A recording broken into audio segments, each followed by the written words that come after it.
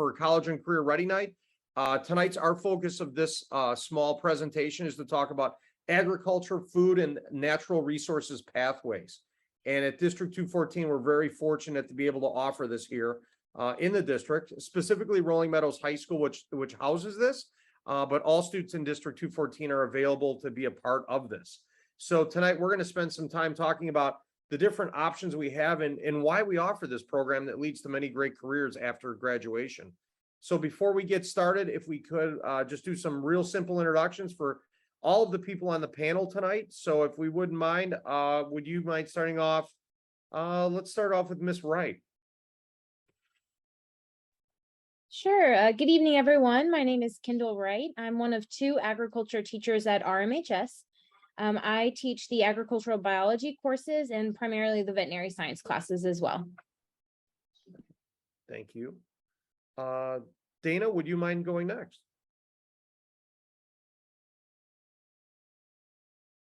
Sure. My name is Dana Sievertson. I'm one of 7 commissioners at the Prospect Heights Natural Resources Commission. We do ecological restoration in the city of Prospect Heights, and we're heavily involved in everything that is ecological restoration.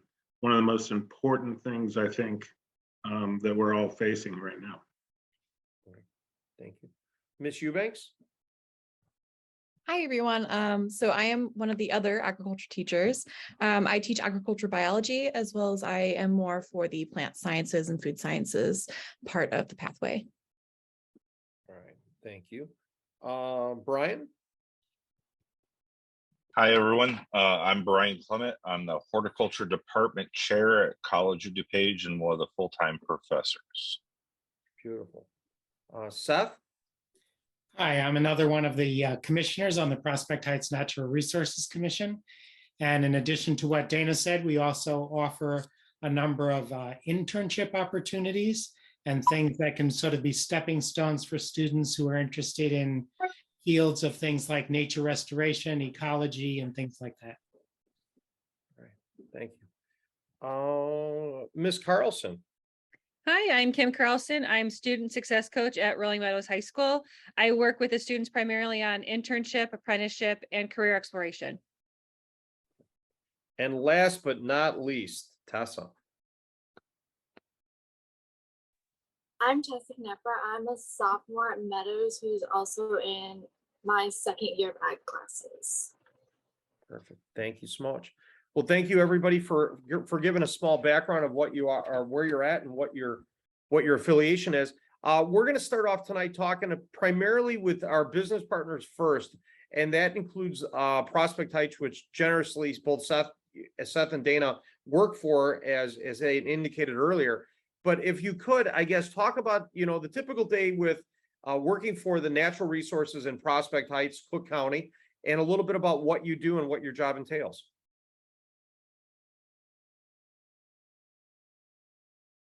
Okay, excuse me.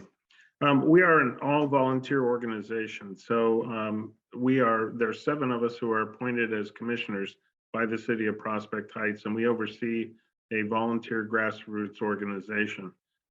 Within that organization, we manage and restore all the natural areas in Prospect Heights.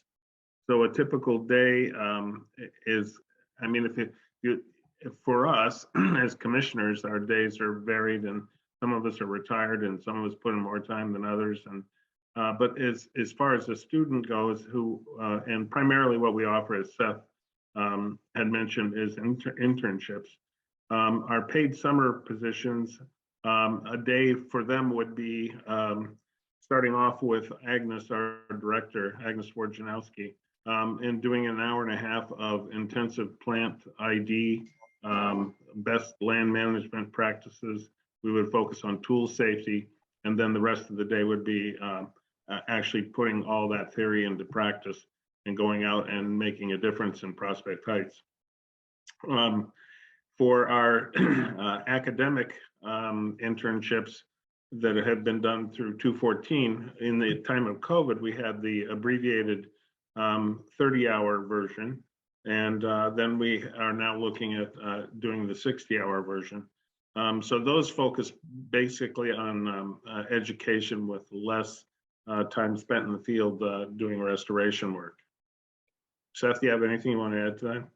Yeah, if you could also talk a little bit about yourself, and also how did you find yourself in this career? How do you find yourself in this position? And what did you have to do to prepare for this with your education or work experience? Well, it's interesting because none of us are degreed in this position. I have Bachelor of Fine Arts and Associate of Fine Arts. Seth is a medical professional, and he can talk to that. We've been doing this for over 9 years now, and we've gone out of our way to educate ourselves and take as many classes as possible. We conduct our prescribed burns. We do all of our own herbicide management, but all of that comes with a learning process that all of us have individually invested into learning and preparing ourselves for the work that we actually do. Seth, you want to add to that? Sure.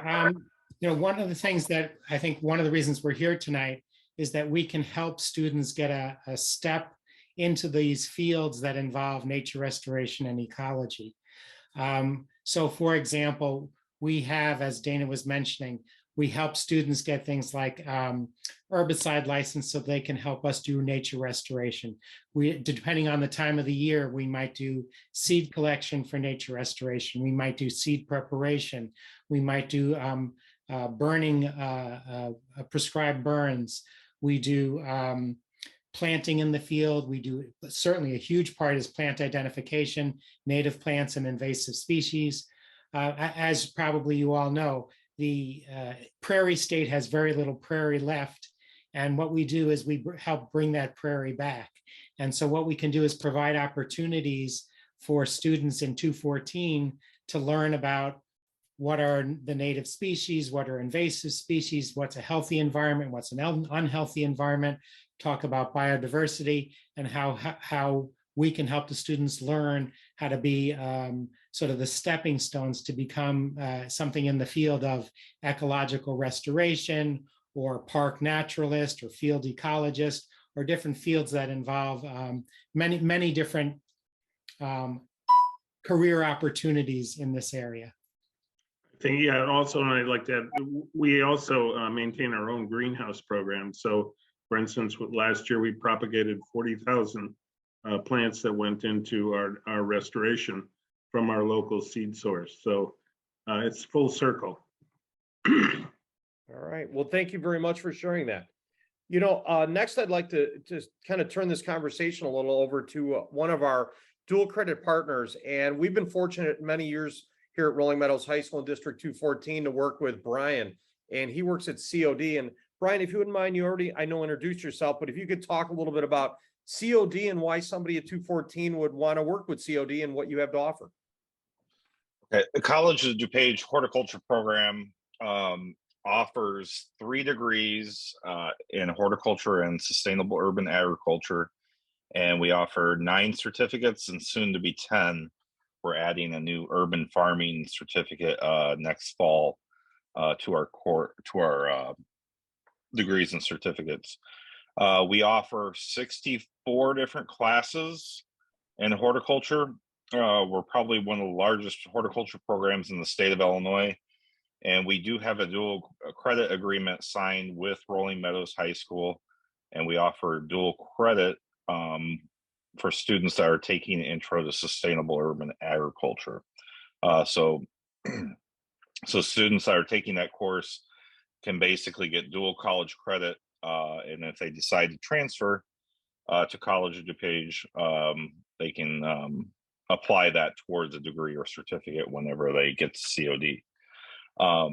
Since Harper doesn't offer horticulture or sustainable urban agriculture, students in the Harper district can get in-district tuition at COD in the horticulture program. We have many students that come from the Harper district in the program.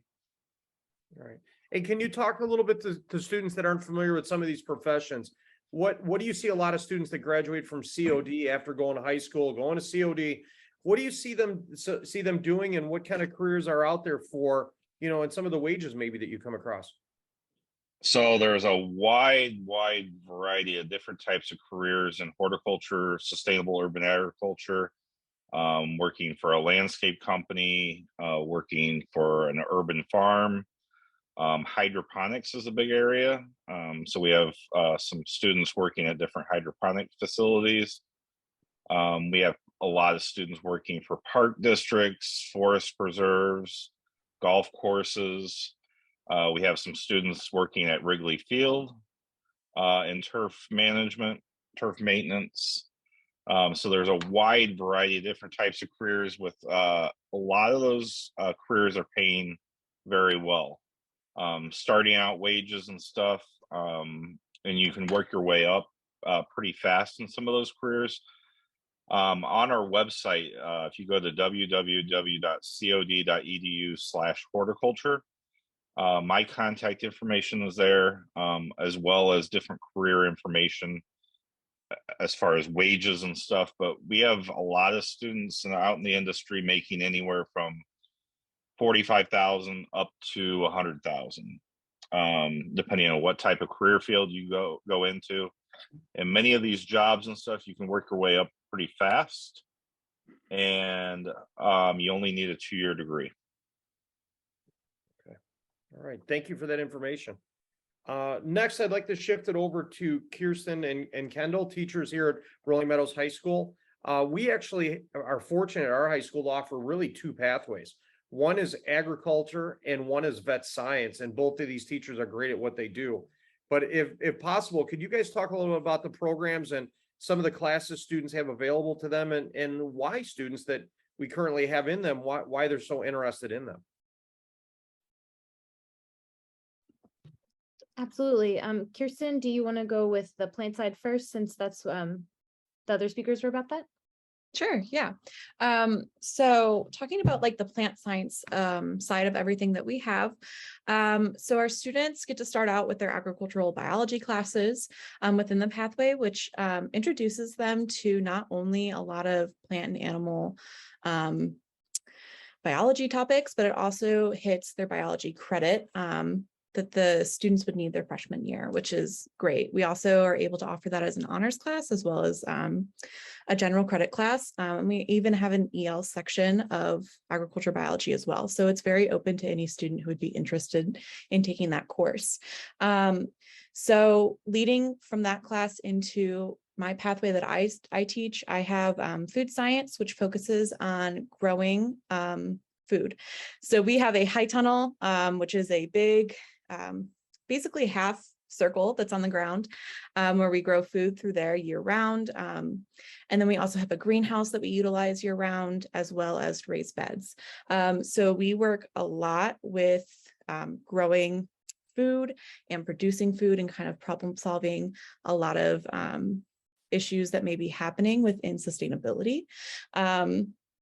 And then leading into that, we also have our agribusiness class, and our agribusiness class is a business focused class that focuses on how do we sell the produce that we are growing within the high tunnel and the greenhouse.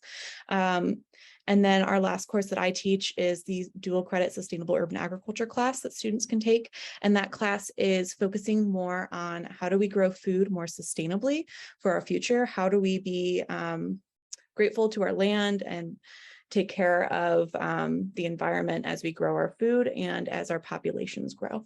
So that's the topics that I typically cover within my course. Kendall, do you want to talk about the vet science pathway? Absolutely. All of our classes are very hands-on, very applied. So the skills that they are learning are teaching them in ag bio, for example, they're still learning all the typical concepts you would cover in a biology class, but they're doing so in an applied manner, which is higher levels of learning and also just very useful for them once they leave ag bio.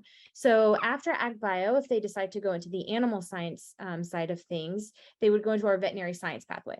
So we have 3 courses in that pathway, the first of which is Veterinary Science 1.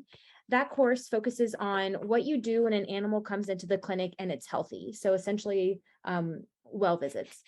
So we talk about things like humane restraints, how to evaluate an animal's body language, what they're communicating with us. We learn about physical exams, taking temperature, pulse, respiration, capillary refill time, body conditioning score, all those good things. We do dental exams, eye exams, and we also dive into the body systems. So that class culminates with a fetal pig dissection, which most students love. There's a couple that aren't so fond, but most of them really enjoy it. Veterinary Science 2 is the next one, and it is all about what to do when an animal comes into a clinic and it's not healthy, it's sick or it's injured. So that includes topics like parasitology, bandaging, suturing, CPR, and first aid certifications for pets. Also working with local speakers so that they're able to start building that clinical knowledge of skills. They're also prepared for some type of lab evaluation. So urinalysis, fecal exams, which are a lot more fun than they sound. And we also learn how to assess common diseases. So actually it was really interesting. A few years ago, a student did a monkeypox project, and we had it up in the room before we even realized the type of impact it would have on us a few years later. So that was neat. And this year we're piloting our final capstone course for veterinary science. This is called veterinary assisting. And in this, students aren't with me very much at all. They're actually mostly in a veterinary clinic. So they're putting the skills that they've learned in the previous 2 courses to use. And they will actually be in the clinic for about 100 hours. These are local clinics to us, and we'll offer them a variety of experiences with a variety of animals. And eventually we're hoping for the ability for our students to earn the veterinary assisting credentialing. So we're in the process of applying for that right now.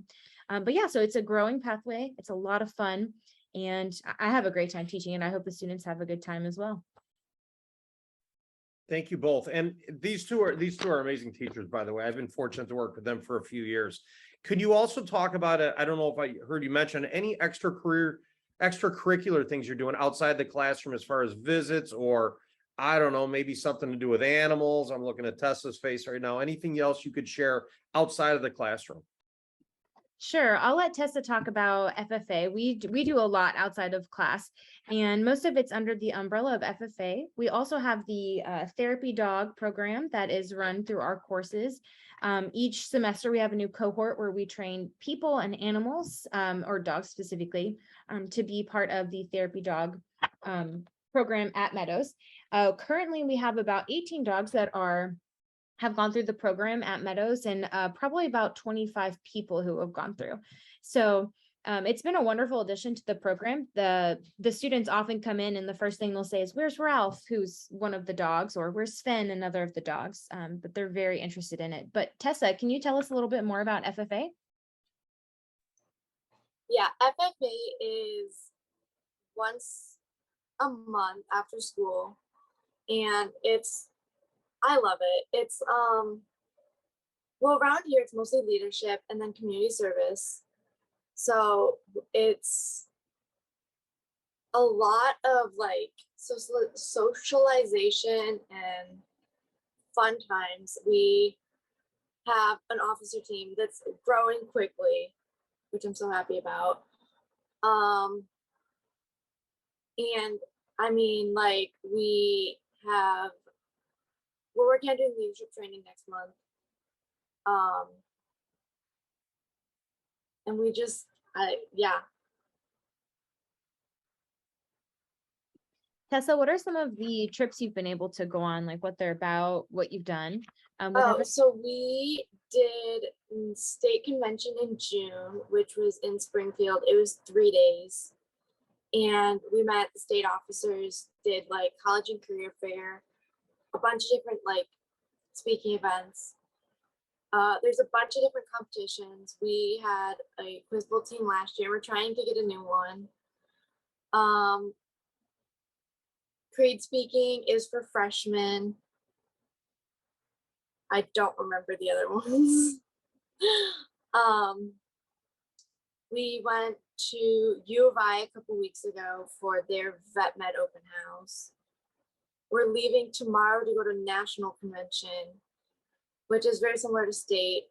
Speakers, the national officers, college and career fair, all that type of stuff. So a lot of feed my starving children, stuff like that. Yeah, perfect. Thank you. Tess, I got a question. There's, it looks like a lot of kids on here right now, like yourself, that may be interested in this program. What are you thinking about after graduation that you want to do as a career, and has this helped you at all? I have no idea. Thanks, Tessa. You're really helping me right now. Thanks a lot. And what are some ideas you're thinking about that maybe this has caused you to consider? I really have no idea. I mean, I like taking pet science. I don't think I'm gonna go there, but I think the classes I've done have more taught me what I don't want to do than what I do want to do, at least so far, which I feel like is just as eye-opening as knowing what I do want to do. Yeah, you're right. And Tessa, you're like so many kids. Sometimes we hope these are things that you may want to do, and then sometimes you find out that it's not for you, and that's as important, right? I mean, you have a long life to go and a lot of options, so good for you. So congrats on that. And I guess what I'd like to do is bring Ms. Carlson in this conversation. If you could talk a little bit about not only school classes to kids, but when you're at District 214, for many years, we value internships and things you can do outside the school to even further explore and figure out if these careers are for you. Can you talk to the kids here and parents that are on this call as well to talk about internship opportunities, no matter what career pathway you're in? Absolutely. Yep. So we offer internships and apprenticeships. Internships are offered every semester. So there's an application process that you go through, and this is offered in every pathway. They apply, we go through an interview process with them and kind of see what they're looking for, what the partner is looking for, and try to match them up. So really, every internship is individualized. No one has the same experience because we're really trying to cater to that student's needs and wants to make sure we can have it the best experience for them. We do offer two different kinds. One would be a micro, which is 30 hours for the semester, and they get 0.25 credit, or traditional, which is 60 hours and they get 0.5 credit.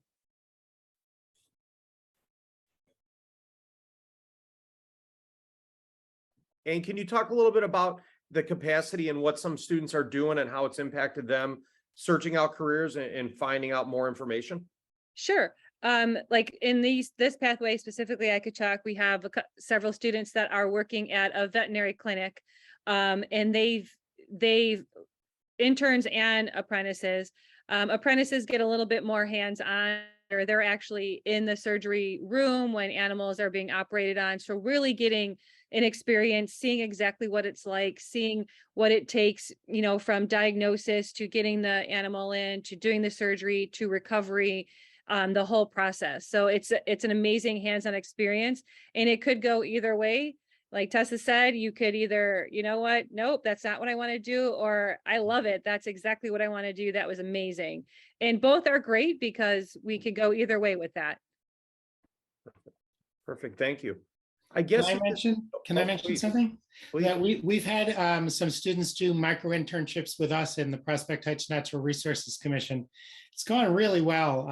It's both has an educational component where they learn about ecological restoration and botany and plant identification. And then it also has in the field, you know, get your hands in the field and do some of the work. Also, these students have the opportunity to then go on to what we have a paid internship during the summers. If students do find that it's something they love, they can then take the next step into a paid internship that we have. We take 2 students a year for the paid internship. So it's something that we have participated in, and thus far it's really worked out well. And then just one other thing I want to mention, you talked about extracurricular opportunities, both at Buffalo Grove High School and at Wheeling High School. We've worked with the students, and they've now put in little prairie patches on the grounds of the high school. That's for Wheeling High School, it's through the environmental science class, and at Buffalo Grove, it's through the environmental club. But whether it be through the club or the class, again, it gives the students a taste of, you know, what is ecological restoration. Now we have them, you know, come out to us, get some information, see our sites, and then they actually plant the plants right in their own campuses. So it's another way of getting a taste of what is ecological restoration. Thank you for sharing out on that. As we kind of near the end of this presentation, I want to give everybody on the panel, if there's anything you'd like to add that maybe you thought of while we're listening to other people speak, anything you'd like to add, because if not, I'd like to turn it over for students and parents to ask some questions.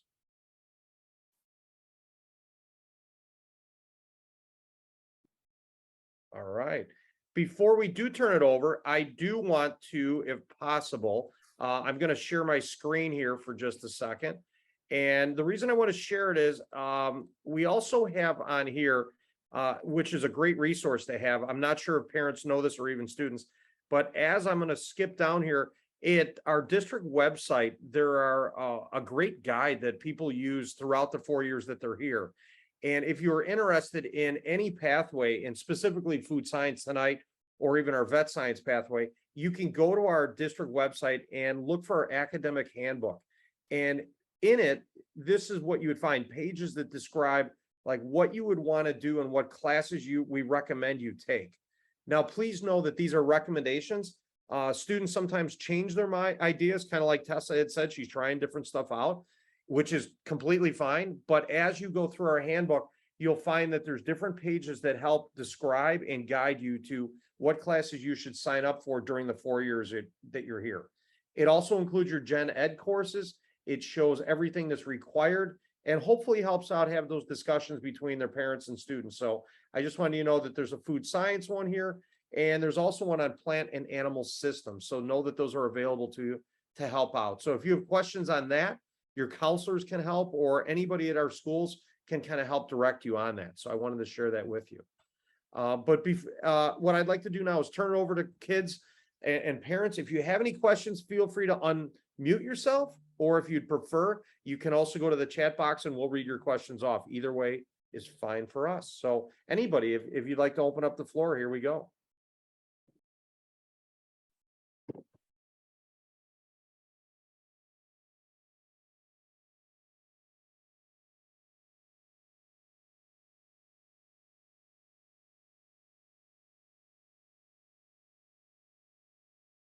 All right, any questions? No pressure.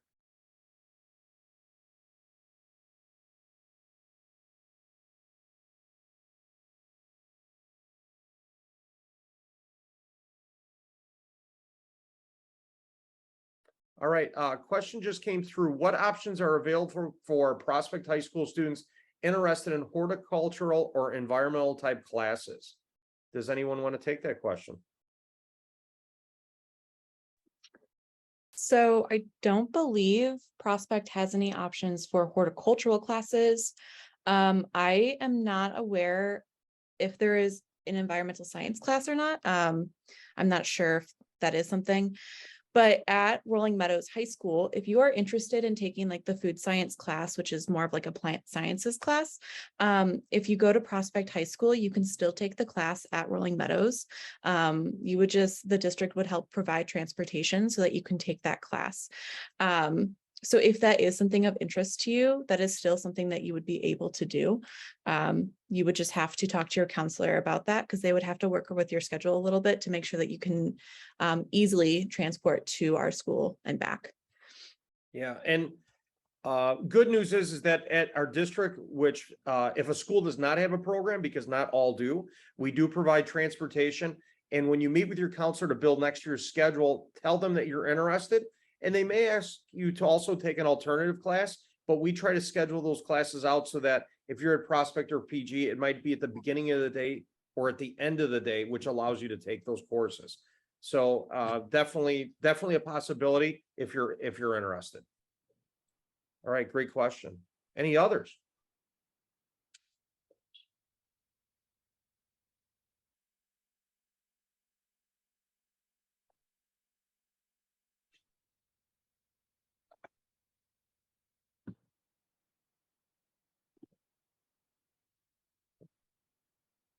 Okay, any questions? If you'd like to unmute, you're welcome to do that as well.